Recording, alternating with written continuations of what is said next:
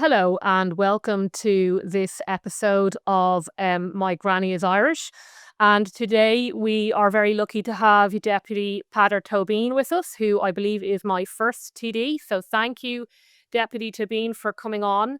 I assume all of your grandparents are probably Irish and your entire family tree, so we don't need to go into the details too much. But I'd asked you on this podcast last week, mainly to discuss the issue of the United Ireland. And I think I may well have said, why don't you come on the podcast and sell this to me? So as you can imagine, I'm a bit of a skeptic. I think skeptic is probably as high as I would put it. I think it's a really interesting area anyway. So we'll have a bit of a discussion about that. I warn my viewers that I will be interrupting the deputy at some point. But just to set the scene, as I said beforehand, just on some, I think it benefits everybody just to have some basic facts. So from what I got from the internet, and I assume it's reliable enough, the population of the island of Ireland is about 7.1 million. Well, that was in 2022, and there may be obviously a little bit of give either way. The population of the Republic stands at about 5.4 million as of April last year. And then the population of Northern Ireland, or I know you refer to it as the North, is just under 2 million, is at about 1.9 million. So in terms of a united Ireland, at a very basic level, we are going to, or TD such as yourself, for instance, or the government would then be governing an extra 2 million people. So I guess I want to know, first of all, why should we do that? And secondly, how do you think that would work out? So first of all, I think this is a really exciting time. And for hundreds of years and for generations, Irish people have struggled for freedom and independence and self-determination. And probably we're the first generation where that's actually in touching distance. So we have a real opportunity to actually work towards full Irish independence and full Irish freedom. If you look at all of the indicators, the key indicators in terms of where people are at, in the north of Ireland, there is a significant increase of the number of people who support Irish unity. There's a significant fall in the number of people who want to stay within the United Kingdom. And indeed, under the age of 45, there's a majority that fully supports Irish independence, which is phenomenal when you think about it. And also, there's been a number of big changes that have happened politically, which have led to this. So it's not just that there's a demographic change where there's more nationalists now than previously. There's a big shock to that kind of unionist bloc in terms of where they stand on this issue. And Brexit has been the big change for many people from, let's say, a Protestant background who would have never really considered this before, who are now considering Irish unity. And what Brexit really showed was, the north of Ireland voted democratically to stay within the EU. London decided to ignore that and pull it out of the EU. And it meant that a lot of Ulster Unionists really felt that their situation had changed significantly. They no longer had access to the European Union in the same way that they previously had. And also, they'd looked at the South as seeing an opportunity to remain in that space. But it also showed something very particular around the British political system. And that British political system basically did not take into consideration at all, the north of Ireland in terms of Brexit. And that shows you that London doesn't really care about the north of Ireland at all. And that's dawning, I think, on a lot of unionists at the moment. I went recently to meet the North of Ireland committee in Westminster. And they said one of the fastest way you can clear the floor in Westminster is to have a debate about the north of Ireland. MPs from Britain are simply not interested. And that's very damaging and dangerous for the future of the North. And also the issue of immigration is actually an issue that has really strengthened, I suppose, the understanding for the need of United Ireland. Because right now, one of the biggest weaknesses in controlling the movement of people on this island is the fact that there's a border. And 90% of the people coming into the south are coming from Britain, through the north of Ireland, into the south of Ireland. And actually, significant flows go at times from the south through the north and into Britain. So I think London and Dublin and even people in Belfast are realizing if we want to control the immigration system in Ireland, you really need an Irish sea border. You need to be able to track people as they leave one island to the other. And actually, another issue that has raised its head recently that shows the difficulty with partition is tariffs. The idea that whiskey could be sold at Irish whiskey from Bushmills could be sold at a certain tariff rate, while Irish whiskey from Middleton would have a different tariff rate, shows that it doesn't make sense. And there's a whole lot of logic around this. Blue tongue is on the island of Ireland at the moment. Avian flu, bird flu is on the island of Ireland. All of these issues are just more logically manageable in terms of dealing with it on an all Ireland basis. And Okay, well let's. essentially, Okay, if I just stop you there, Deputy. Oh, I don't want to be getting feedback. Okay, that's all right. Because you've covered probably three huge issues. You've covered perhaps the attitude in Westminster from other MPs, immigration, which is obviously absolutely huge. We'll have to do both of those, and then maybe touching on tariffs. So, in terms of you call them London MPs, in terms of British MPs, and I remember, I think I listened to a clip on you on this on the radio, and I disagreed with the first half, but one thing I definitely did agree with is, as you say, the attitude of British MPs, let's say, or indeed those who live on the mainland to Northern Ireland. And you're absolutely correct, as most listeners will be probably bored of me saying, is that I lived there for 20 years, and you're absolutely correct. And I think this was the problem, though, from the Nationals' perspective, is this idea that Britain is hanging on to Northern Ireland. That's absolutely not true, and we know that from the Good Friday Agreement. It's now on an issue of consent, because prime ministers there, and it's not a new thing. I think Harold Wilson once there's a big the complaint always was, first of all, that they sucked up so much money, and secondly, as you say, it's just not a political issue in Westminster. So if the vote was to lose Northern Ireland, and for United Ireland to happen, the majority of MPs, for various different reasons, the Labour MPs certainly would be perfectly happy with that, and I think even the Conservative and Unionist Party, as is technically the name, they might make noises as to relation to disappointment, but they'd be perfectly happy to let it go, because I think, as you also said in that radio interview, and it is true from living there, people in London only care about people in London. They don't care about people or Oxfordshire or Cambridge. They don't really care about Birmingham or Brighton. There was a big push to what was it? Levelling up. This was fashionable for ages, and they care even less about what happens in Northern Ireland. So that's not the issue. Now, the sell, though, to, but the people, of course, who do care, I think, about staying in Northern Ireland, staying in the Union. And again, historically, it's worth remembering that Northern Ireland has been part of the Union since 1801. And we can argue about this status before that, but that was when the Act of Union was in 1801. Obviously, the Republic of Ireland was created in 1948 and the Free State in 1922. So it's over 220 years that Unionists stroke loyalists have had, in very simple terms, they're part of the Crown, and they're governed more or less from Westminster.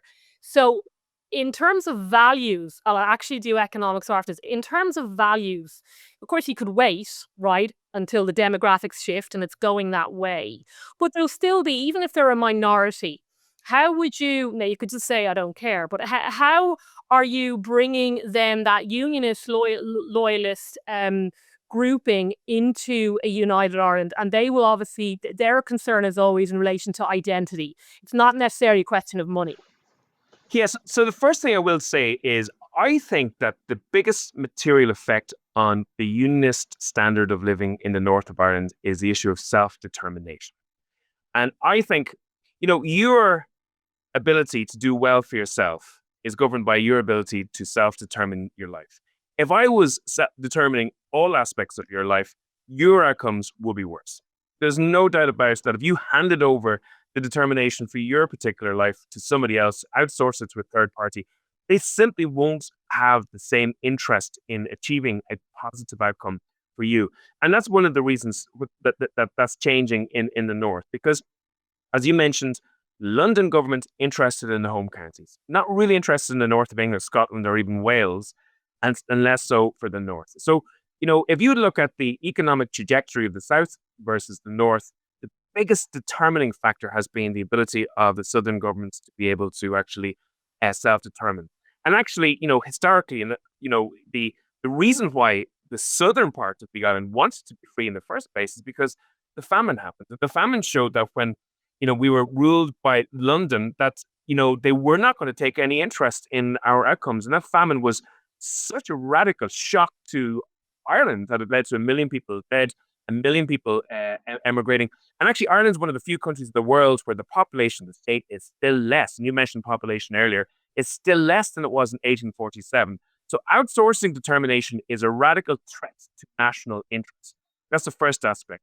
The other aspect in terms of it, how do we take a chunk, 1 million people maybe from a unionist background into a southern state? I think it's actually interesting. We aim to take a stand in the Balmoral show, which is their kind of ploughing championship in Belfast. And half the people that come to our stand are people from a unionist background. And the first thing they often say to us is, God, actually, we agree with you on heaps of stuff. So because I suppose we are maybe socially conservative and many people from a unionist background are also, they find that actually, they agree with people like ourselves massively on a range of different things. And the strange thing is, there's more in common between your nationalist Catholic person from, Cookstown and actually your British unionist person from Cookstown than there is from either of those two individuals and a person living in Islington or a person living in Finchley, right? First of all, so culturally, there's actually a lot more in common in terms of people on this island than there is with people in Britain, many people in Britain at least.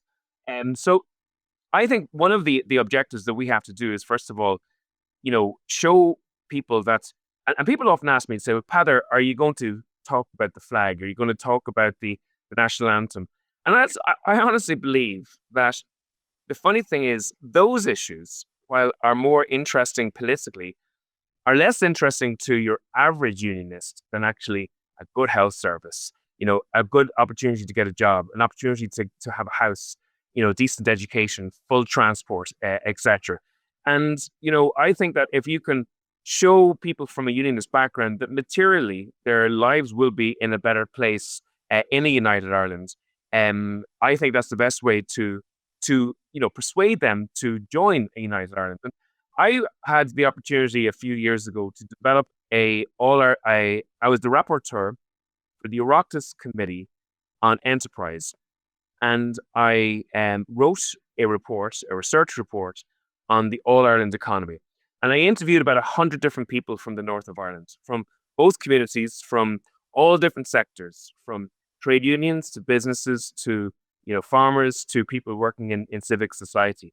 And one of the things that we all agreed on, interestingly enough, was if we plan together, fund together, and actually deliver services together, those services will be better services for everybody on the island, and they'll actually be more efficient. They'll be cheaper to run than the system that operates at the moment, because there's enormous duplication on the island. There's two police forces, there's two education services. There's, you go to New York, there's an IDA office, there's an Invest NI office.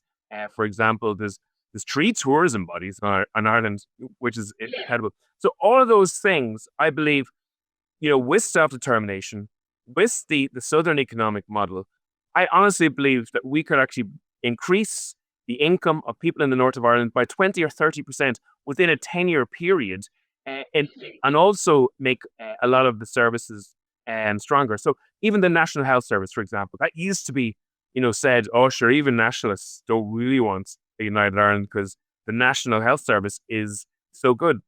Well, actual fact, the outcomes now for the National Health Service in the north are less than the health service in the south, amazingly.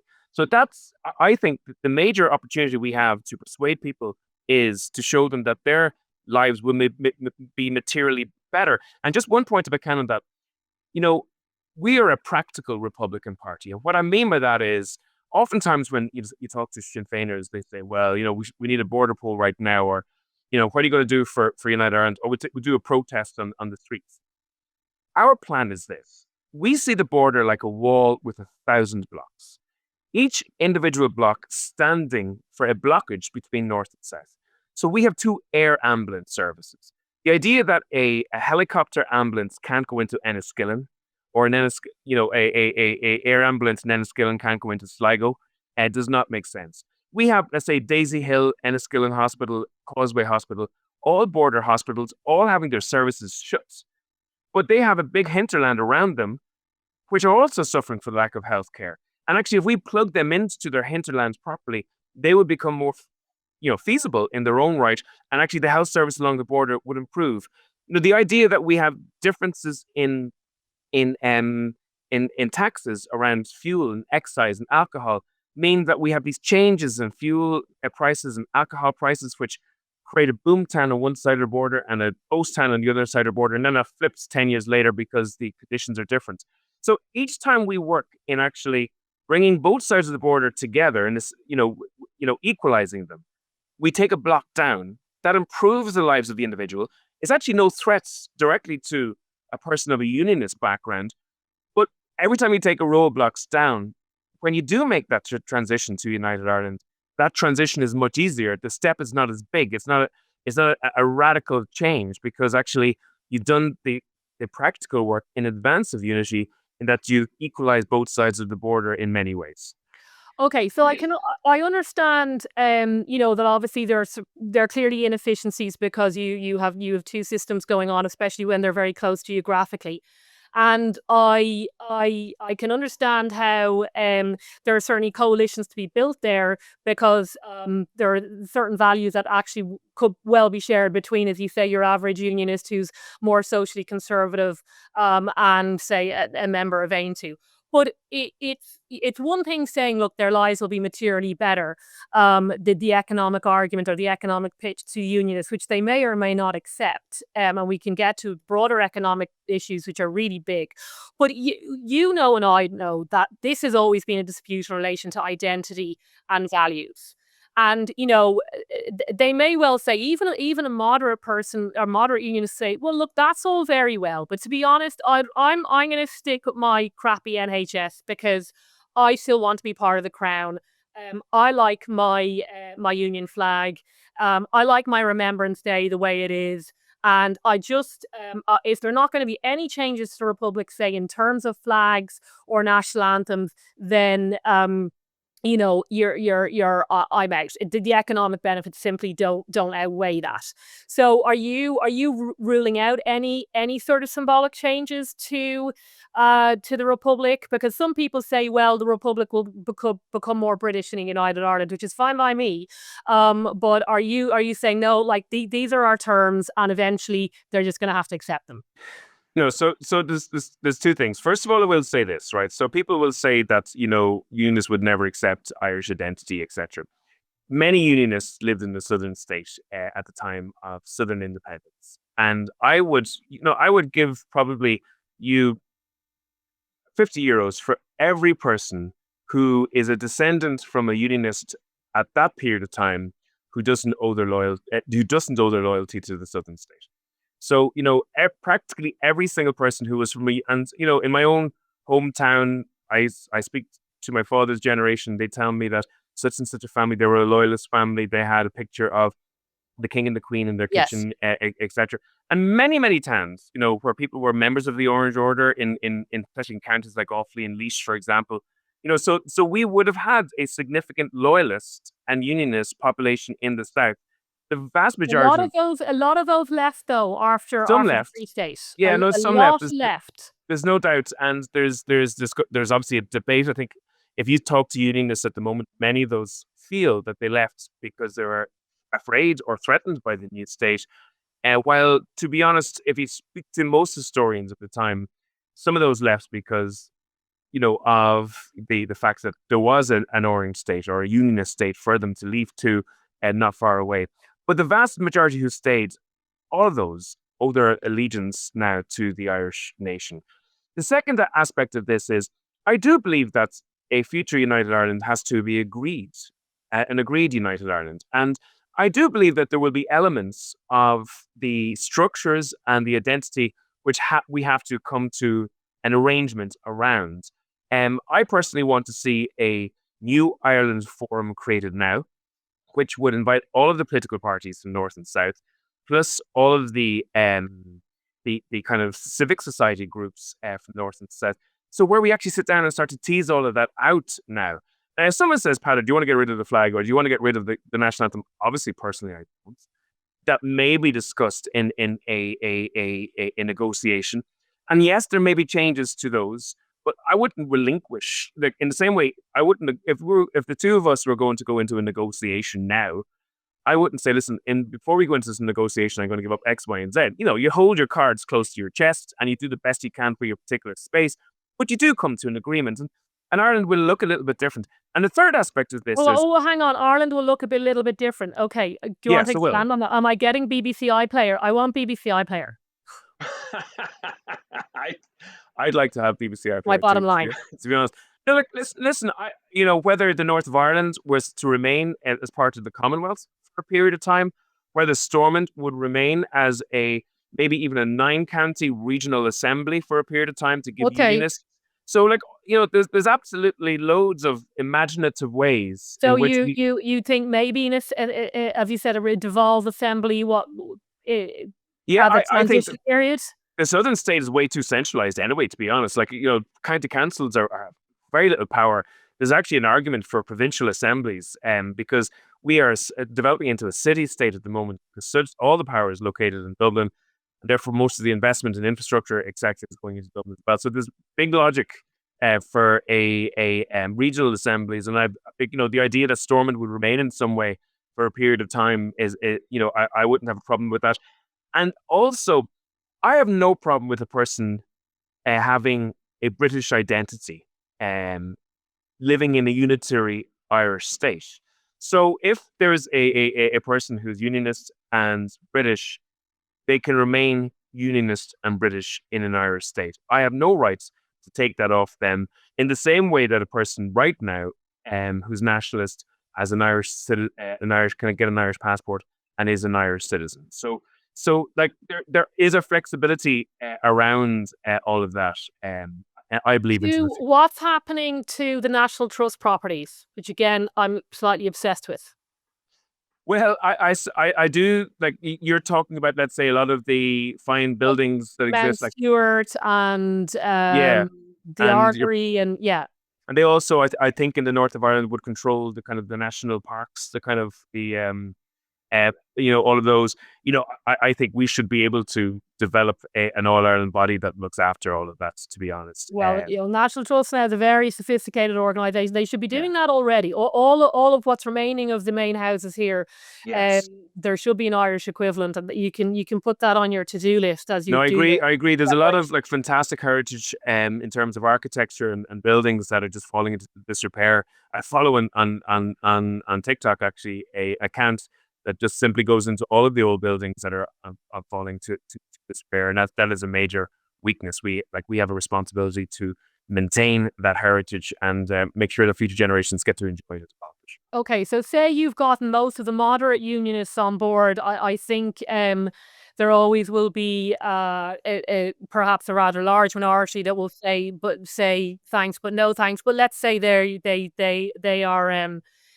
are outnumbered. The other question then is the pitch to perhaps skeptics like me in the Republic, because my concern is, the big concern is always in politics and in terms of who pays. So again, going back to some numbers, the last budget, which was out just last week in Westminster, where the fallout is still going on this week, but we won't get bogged down in that particular dispute at the moment. But the fallout has been significant.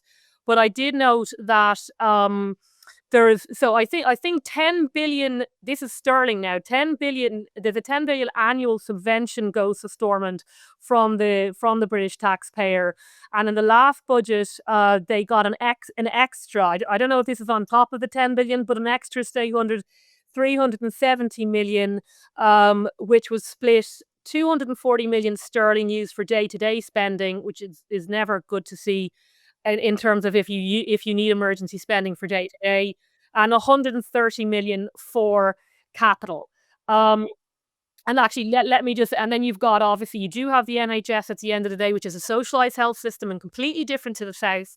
And also the Northern Ireland have an aging population. So the biggest group there is between 50 and 59. And as we know, they cost. Okay. As your population gets older, there's pension contributions. So I want to know who's paying for the pensions, who's paying for the NHS, who's paying for the 10 billion annual, and are we going to be chucking them the extra 370 million it seems that Rachel Reeves was able to find down the back of the couch?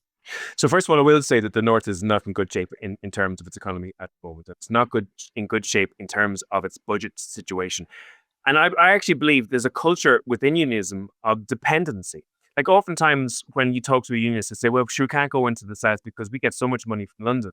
And I'm kind of going like, that is the wrong attitude. Rather than having the attitude, we should go over to London with our cap in hand and with the begging bowl out and say, can we have a few extra pennies here to make sure we get over this year's budget? We actually should have a objective of ambition to say, let's grow this economy into a vibrant economy that has more funds to be able to build infrastructure and pay for services. That's the Yeah, first but thing there. will they just be bringing their begging bowl then down to Dublin and saying like there's 500,000 hip operations that need to be paid for, and another 20,000 hard ops. So, Older so populations are expensive to maintain. yeah, listen. So the other aspect of this, people say, well, if we leave, if people leave London, first of all, pensions. How will the southern state have to pay for those pensions?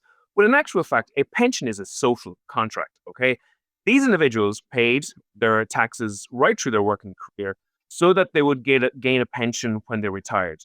That money is their money, and the British government, on separating both states, would have a responsibility to Okay. make sure that that pension fund So you're saying is paid The Brits pay for the pensions. Okay, for that's absolutely. fine. And in terms of a big chunk of that money that they talk about is a British national debt, and a significant question is whether or not do you pay for that national debt into the future. Another issue there is corporation taxes. So all the corporation taxes that are collected in the north of Ireland are paid into London. Nobody knows how much corporation taxes are paid. And this is the mad thing, right? Because a few years ago, it was decided that they would actually be able to devolve corporation taxes to the north. And if they did devolve corporation taxes to the north and reduce them to equalize it with the south, it would turbo boost the economy. But the reason why it hasn't been done yet, well, two reasons it hasn't been done yet. One, because government hasn't been stable enough for a while. And the second issue is the British are saying that if they reduce the corporation taxes, there will be a corporation tax cut to the north of Ireland. When in actual fact, they would actually collect more corporation taxes and should have a extra elements to it. But So Dublin, they'll still be net takers. oh, there's no I doubt. don't think it's accurate to say that they would be able to grow their economy enough to even carving off the pensions Yes. to So say that they would be self-sufficient. So Dublin University and Ulster University did a report very recently, which stated that there would be a €3 billion cost to the southern state Okay. if there was unity, and that subvention some level of that subvention would be needed for about 10 years, but it would be a falling scale before the 10 years is out. Kurt Hubner for the British Columbia University did a study a number of years ago, which also said there will be initial cost to the southern state. But his and remember, he used a model that was used for West Germany and East Germany bringing together, and also North Korea and Southern Korea being brought together. But his particular model said that over a 10-year period, there would actually be a increase per capita in terms of extra taxes that would be brought in by the growth in the economy. Professor John Doyle is another economist who has done a study which said, yes, around 3 billion is what the initial cost would be, but that would fall off over a period Well, of then 10 why years are as well. they? Well, that might be the initial hit, Mm. but if the and the source I got it from was Philip Stevens, who's at the Financial Times, so I assume it's correct. That might be the initial cost, but surely there'd be an ongoing cost. I mean, if they think it's only going to be 3 billion to take on an extra 1 million people, then why are they getting why are they getting 10 billion Okay, then per year? so the northern state, in many ways, is a major economic opportunity. First of all, we mentioned that the corporation tax changes that would have a significant effect on foreign direct investment into the north over a very quick period of time. Secondly, actually, the cost base in terms of the wage base and capital infrastructure is far less than the South at the moment. And in terms of its education system, is quite good as well in the north of Ireland in terms of highly educated individuals. So all of those modelling that have been done by Kurt Hubner, by Dublin City University and Ulster University, and Professor John Doyle are all estimating that within a 10-year period, that actually the North would become a net contributor, would have a surplus in terms of its budgetary situation, and therefore would no longer be a cost to the southern state.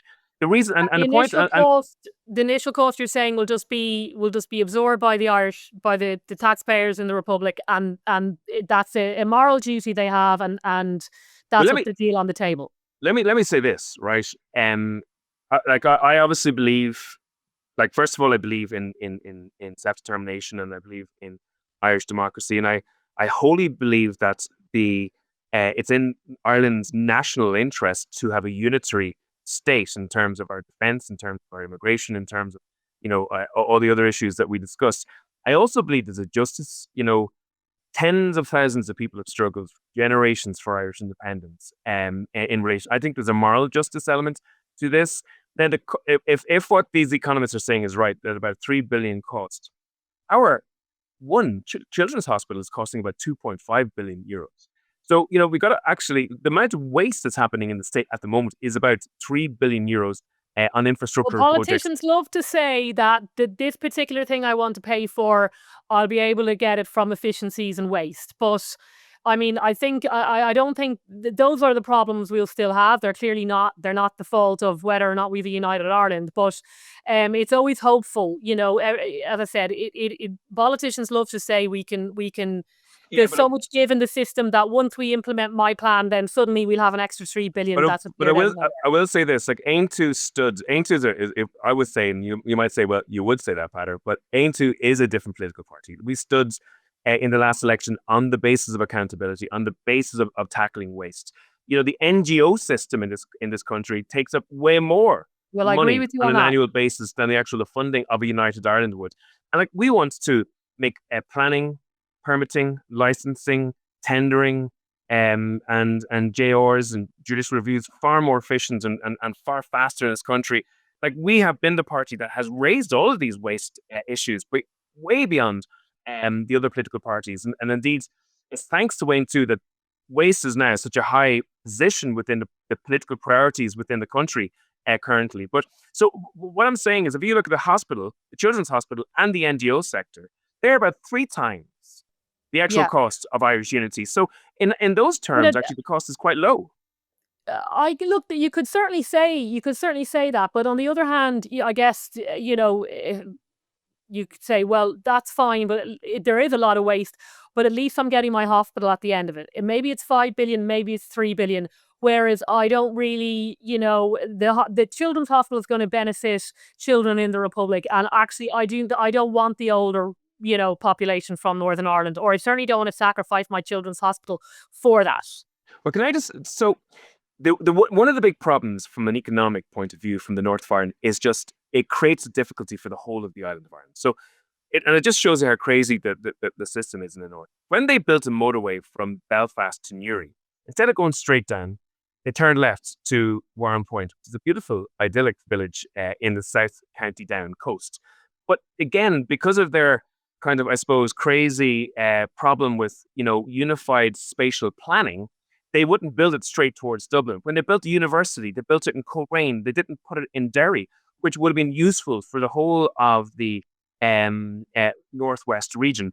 Like, it's not just the 6 counties that are, let's say, economically depressed as a result of the United Kingdom. The southern 6 border counties are significantly depressed economically as well. Like, these counties have been made into a man-made perimeter. They've been made remote. Like, the idea that Monaghan and Cavan and Louth and Leitrim and Sligo and Donegal, these are all had their economic development significantly disjointed as a result of the existence of that border. And I mentioned those 3 hospitals earlier. Their hinterland is Monaghan and Cavan and Louth and Leitrim and Donegal. Like, the idea that people in Donegal a lot of them are going for their cancer care in Galway at the moment, rather than going into Altnagelvin in Dublin. Like that's a health and an economic cost to that region. Actually, Donegal is a man-made, island in many respects, and one of the reasons why Donegal is suffering so much is because it only has a border of about 7 kilometers with the south of Ireland. You have to go through the north of Ireland, and like if you take a unitary state, first of all, we would have a bigger domestic market. Second of all, we would have more MEPs, more influence in the European Union. Third of all, you would have all of those. There's about 24 different departments and sectors that are duplicated in the South. All of those would be unified and therefore more efficient. And remember this, the people in Uri are just as bright as the people of Dundalk. The people of Dungannon are just as hardworking as the people of Monaghan. And the people of Derry are just as enterprising as the people of Letterkenny. The key ingredient difference for development is actually the idea of self-determination. So I have no doubts. Like if you even look at it, 100 years ago, the North was the engine of the island of Ireland. We had massive manufacturing in the north of Ireland. The South was only famous for beer and biscuits and maybe agriculture. Well, that's also because they ran a very nationalistic economic policy until they until they joined the European Union. And obviously industry in the north of England has hugely has suffered as well. It wasn't any industrial town, I think is what I'm saying, clearly has suffered in the last, say, 40 years. But if I if we just wait a second, I do have to pull you up on the self-determination thing, because it is very rousing. But obviously our self-determination is limited considerably by the fact that we're a member of the European Union, and directives and regulations clearly that come from the European Union and Brussels we have to abide by, which is fine by me. I've no plans. I don't think Ireland should leave the European Union. But I think that, accuracy in terms of we are not some sort of, island that can completely decide our own laws without any reference to what's going on in the European Union. No, but now, first of all, I take your European point. I would be a bit more critical of the European Union. We don't want to pull out of the European Union, but absolutely not. But we actually do believe that more powers should be devolved to the nation states than currently is at the moment. We do think power is too centralized currently in the European Union, and the reason I'll give you that is because different countries have different economic cycles and needs different economic tools at different times. So when our economy was when we had that property bubble in the noughties, we really should have had a higher interest rate because it would have cooled down the market, but we couldn't have a higher interest rate because the German economy was actually low at that stage, and Brussels, or the European Central Bank, didn't really care about the Irish economy, cared about the German economy, lowered interest rates to get the German economy going, but that had a bad effect here. In a similar fashion, if you have the rules, the economic rules are still mostly, the levers are still in the hands of the Dublin government in most occasions, in terms of taxation, in terms of capital investments, in terms of even most regulation as well. And the reason why Meath does well is because it's 7 TDs making sure that their voices are heard where the decisions are made. And the reason why Dublin does well is because it's 42 TDs in that place where the decisions are made.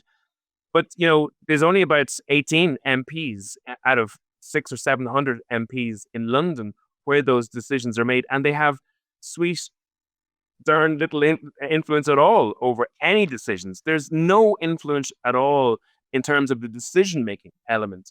I mean, look, I think in terms of the European Union, I'm definitely old enough to remember the term subsidiarity, which was all the rage, and meant the decisions that could be taken locally should be taken. That along with levelling up seems to have gone with the BlackBerry or the Shell suit.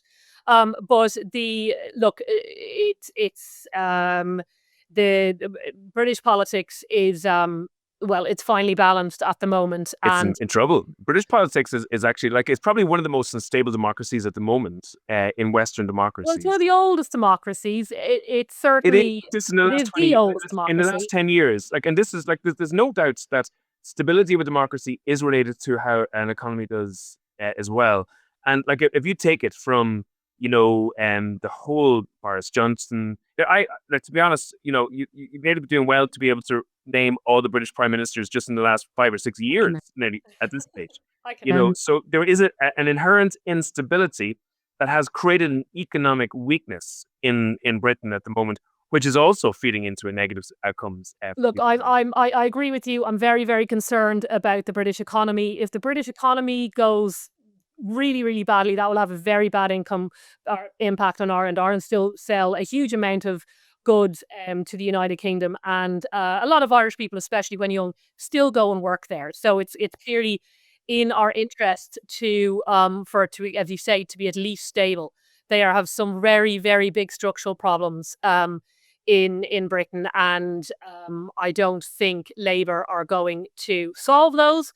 But we can do an hour on the UK if you want, but I don't think you will. But look, it's true in that if there could be an argument for it. In a way, time would nearly solve this United Ireland problem. First of all, the demographics change in Northern Ireland, and secondly, if the economy goes so badly in Britain, you might get a majority that'll turn around and say, actually, I want to go with those guys. And I don't think that's a crazy idea. I think that's that could be very, very likely. Obviously, they have a huge tax and spend budget in the last week, and as I said, the problems there are structural. They're not something that can be solved overnight. So I do agree with that.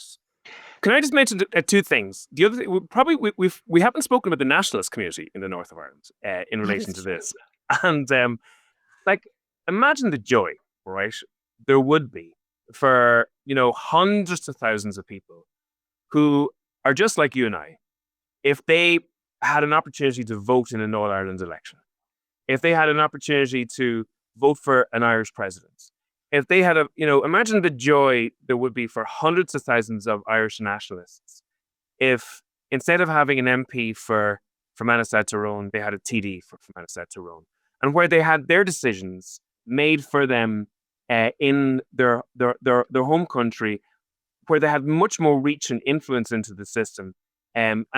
So there's a real, I think it's really important that we do focus on unionists and their concerns. But I do think we should focus on it not to the complete absence and detriments that there is actually another half of the No, I agree population. with that. I think we both agree that they are the easier ones to convince if that's what you want to do. Yeah, but even the joy, just the happiness, the excitement that joy, would neutral on joy.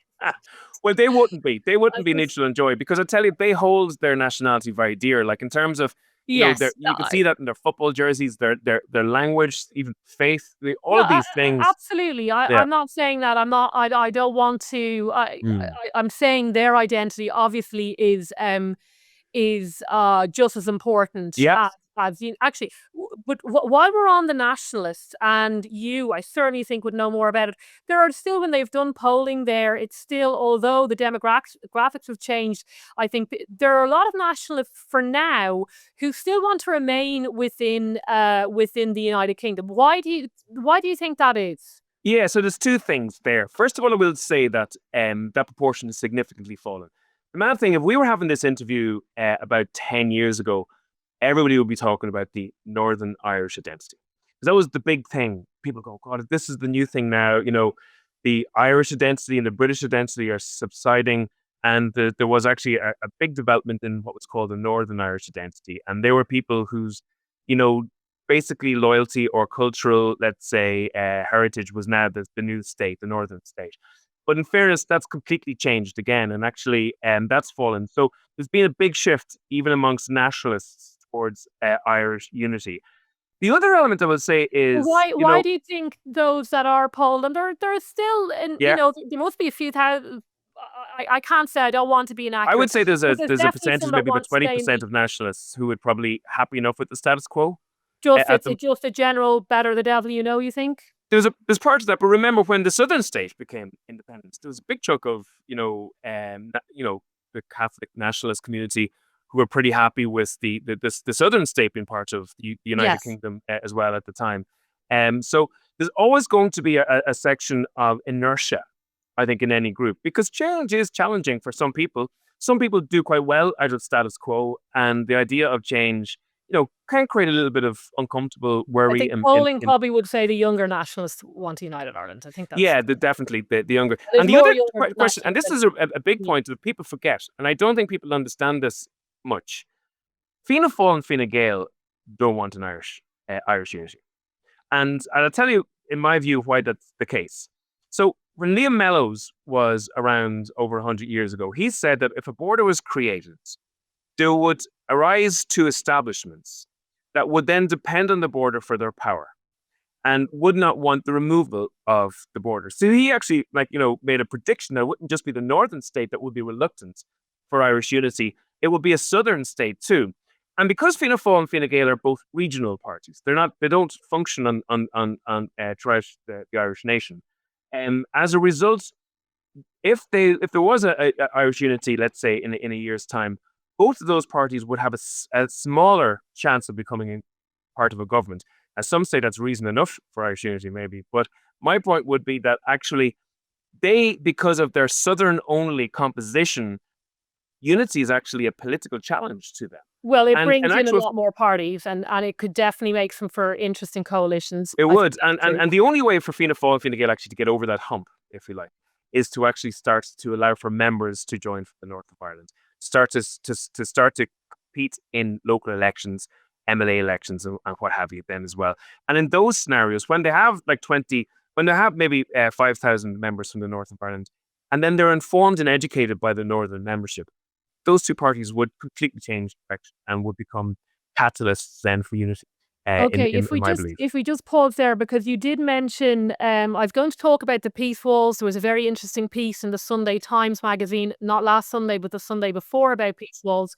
But perhaps we'll pause that. Immigration is always a hot button issue. I've spoken on it in depth last week, so I'm not going to labour on it. But the fashion seems to be, everybody seems to be telling me now that they were going to have a sort of a wall down the Irish Sea, which I think you'll find is difficult to build. But immigration, of course, in Northern Ireland now is currently determined by the Home Office, and it's in the Republic is obviously by the Irish government. So, I mean, what again? Maybe again, playing devil's advocate. What if the folks in Northern Ireland say, you know what, we actually haven't had the huge burden of immigration that's been put on the mainland, which is genuinely very significant, and I'd rather not have those kind of numbers. They get the boat from the Calais and they drop in Dover, and actually it's a long way over here to Fermanagh. So I'm going to stick with that, and I don't want Sinn Féin sticking a load of iPass centres in Enniskillen. So it is the issue. I think it's going to be the issue for the next future. Yeah. How are you going to handle immigration? Good. It is a big issue, and in fairness, I will say again, and I've been honest in this. I believe that Aontú has played a significant role in increasing the importance of immigration in the political priority list in this state. We were the only political party looking for a discussion about this in 2019, 2020, 2021. All the other political parties were trouncing us at the time, saying that we were threats to cohesion by just simply looking for a discussion on it. We've always said that we wanted a stricter system.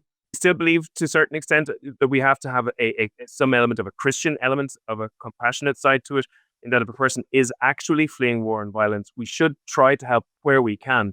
But the system has been abused radically over the last 5 years, and has been allowed to by a government that was ideologically, open to that abuse of that system at that period of time. So there has been a change here. One of the great weaknesses into our migration system has been the fact that there's a border. Because, I asked Helen McEntee for 3 years, how are people coming into the state? And she said, I don't know.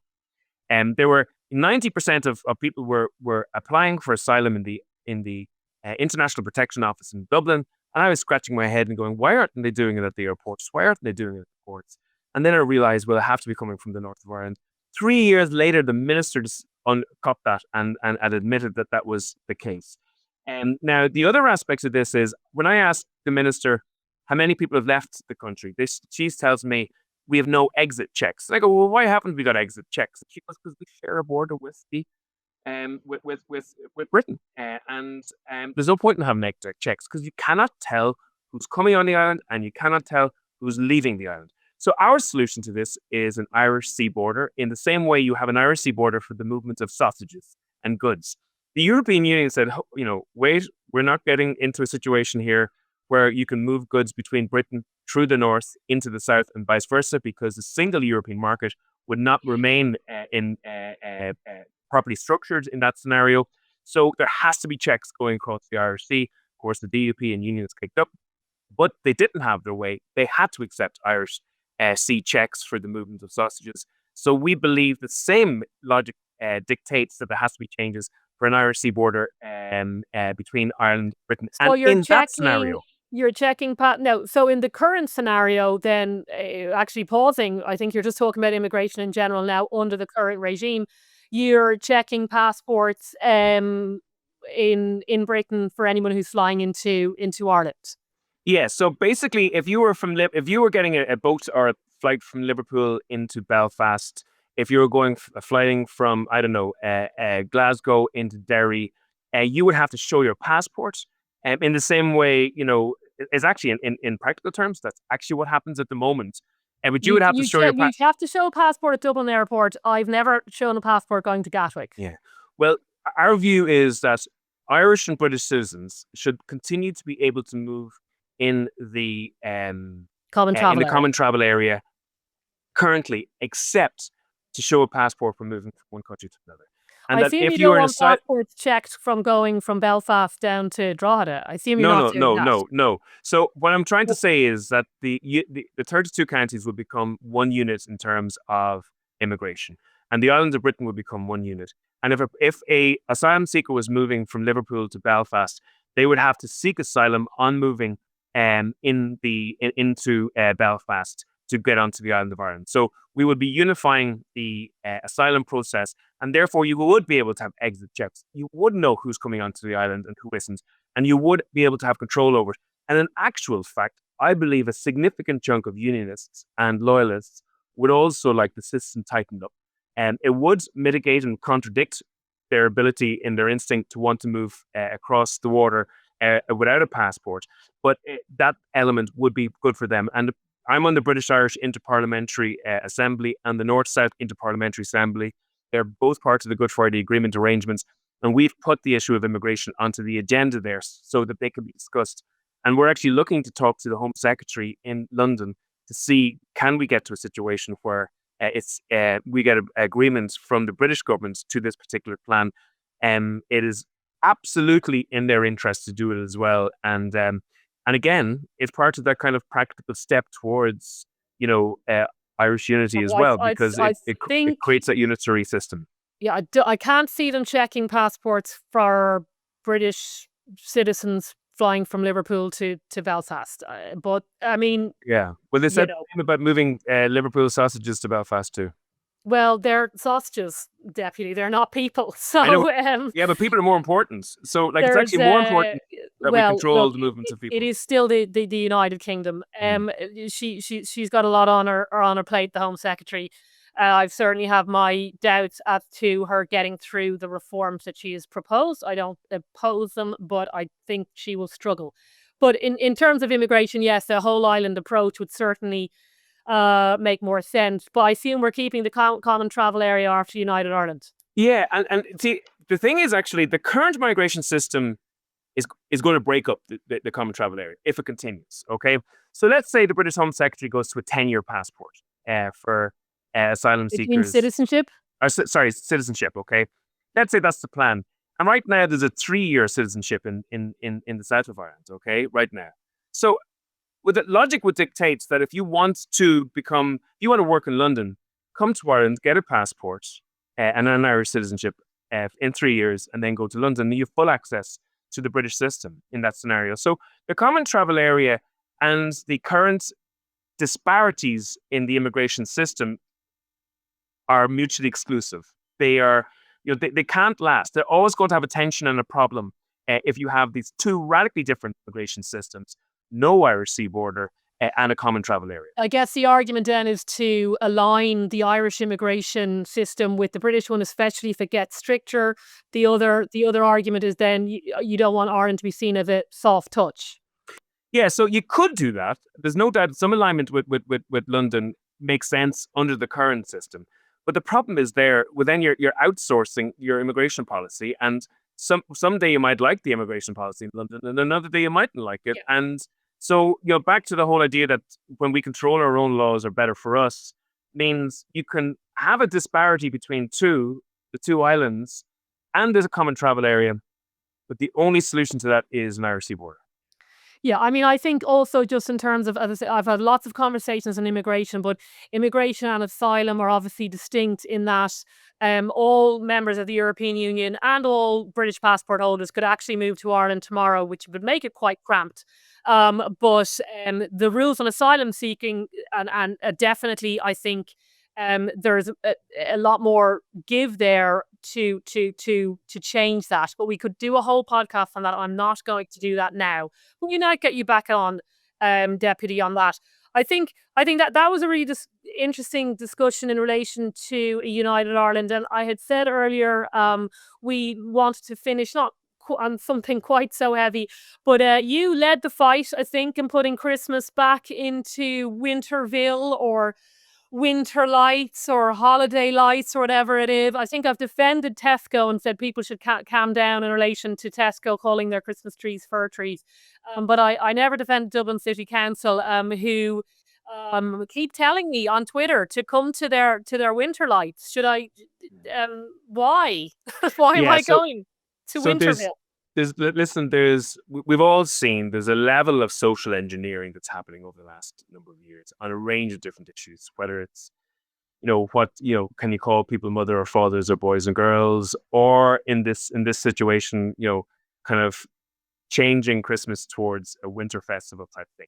And where it's coming from is, I think it's aggressive secularism. So there's an idea amongst some individuals that, we have to delete some of the aspects of our Christian heritage to make this country more acceptable to other people. The mad thing about it is most immigrants coming into this country either probably come from a kind of Christian heritage themselves, or at least have respect for, the fact that there are differences. The head of the Muslim Council there, Dr. Umar Al-Qadri, for example, he said he actually respects the idea that it's called Christmas lights and that the Christian heritage should be remained within it. I'll be honest with you, we're actually a pluralist political Republican Party. So we believe that there are different types of Irish people, and everybody should be able to be who they are to the full extent without fear or favor. But there are unifying heritage elements to our society that I think that are important. So, let's say religious adherence has probably fallen in Greece, Italy, and Spain over the last number of years. Even though there's probably been an uptick right over Western Europe in religious adherence just in the last couple of years. But they're still very proud of their Christian heritage. They're still very proud of, the art and the culture and even the let's say the moral fabric of society being significantly, influenced by that Christian heritage. And, Irish society is very rich in those elements. And I laugh at some of these aggressive secularists because they make the pluralist arguments for deleting, cultural heritage here. But if we delete our cultural heritage and create a bland, uniform, cultural heritage, that's not pluralism. That's uniformity, and that's not diversity. Yes. That's the opposite to diversity. So, that's one of the reasons. And the mad thing about it, this is top-down stuff as well. It's not coming from the people. If you look at any of the debates around this, there's always a massive uproar at the next step of, diluting, these types of cultural aspects in Ireland. And yet, we've been attacked. There's one newspaper that has 3 significant opinion pieces, very personally attacking the party and myself for just saying, guys, leave it be. Just listen to the people. Don't be tone deaf. Yes. In this. And again, I actually don't like to be talking about these because, I'll be honest, I prefer talking about the hard politics, the bread and butter stuff, the cost of living crisis, the housing crisis. That's where I feel that I should be. I shouldn't have to get into these kind of spaces, to be honest. But very few other political voices are getting into those spaces other than Aontú. And over the last couple of years, we were the only party to oppose the referendums on That is true. um, deleting women and the carers referendum from the constitution. We played a significant role, I think, in terms of trying to get Maria Steen selected in the presidential election. Issues like the dilution or the deletion of these heritage aspects. We've stood up in the Dáil. Like when COVID finished and the government had this particular celebratory day for everybody that worked within the COVID particular situation. They honored every single profession in the state except for priests and religious, many of whom held the hands of dying COVID sufferers in the hospitals, who held funeral services when there was only 10 people allowed in those funeral services, many of who lost their lives as a result of their work. So like there's a big blind side in the what I would call that kind of aggressive secularist politics that Yeah. has taken over in Ireland for the last few years. Well, It's on the wane at the moment. There's a yes. pushback against it, which is positive. I just think that Dublin City Council should cop on and listen to people on this. Yeah, I mean, I think you're right in that the culture, of course, it does matter, and again, there's two issues in that. First of all, it seems to be top down driven. It's not coming from, as you say, your average Muslim isn't walking around there getting offended at Christmas. Like this is just nonsense. And again, when they strip out all of this, they never seem to replace it with anything nice. It is, as I call it, Americana, or just some odious globalist normalist. Yes, those who lecture you about diversity the most are the least diverse. They have no interest in celebrating various differences across culture. And the mad thing is, like, they accuse that their constant mantra, and like it's funny in all these aspects. If you take away the sloganeering and the mantras away from these debates, they have very little content left. But the constant mantra that they throw us is that we're always importing American culture wars. I'm scratching my head and going, Yes. listen, cultural Christian Christmas heritage has been in place for about 1700 years in this state. And the idea that a person standing for the status quo is in some way launching a culture war is the people who are actually radically trying to change the status quo Yes. on this issue are the people launching the culture war, not the people defending the status quo in No, this situation. Deputy, that's called gaslighting. They will accuse you of imitating or importing American culture wars while reading a huge amount from some Berkeley women's professor over on the West Coast of America. If anybody's influenced by the very worst of the American Academy, it is those who accuse you of importing culture wars. Listen, Deputy, I know you've got a very busy day because President Zelensky is, if he addressing the Dáil? He's addressing the Dáil Okay. at about 3:30 today. Okay, well, we could have done all of that. We didn't, but I'm very, very grateful for your time, and I'm sure we'll have you on again. Thank you, Deputy Toibín. Thank you very much. I greatly appreciate it.